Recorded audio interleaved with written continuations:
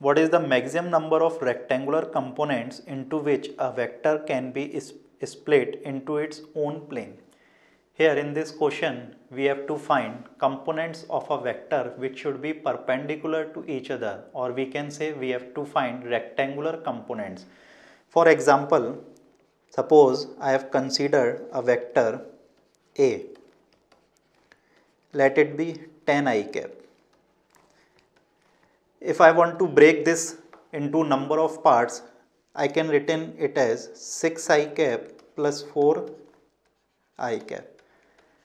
These two are components of a vector, but they are not rectangular components. Rectangular components means vectors should be perpendicular to each other. Here 6 I cap and 4 I cap is not perpendicular to each other. Therefore, we cannot say these are the rectangular components. So, for finding rectangular component, we now again consider a vector A such that its one component lies in x-axis. Suppose it is AX, which is in I direction, plus second, that is AY, which is perpendicular to the first one. So I have considered a perpendicular direction to I cap is J cap. So we have considered two components which are perpendicular to each other. First one is AX, which is in I cap, and other one is AY, which is in J cap. So these two are representing rectangular components of a vector.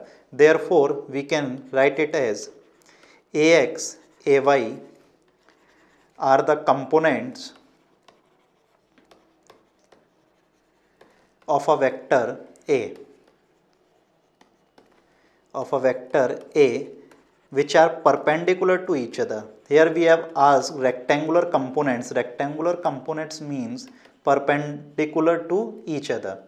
So in a plane, if we are talking about vector to be divided into a plane, then we will get two rectangular components. So answer of this question is 2. Thank you.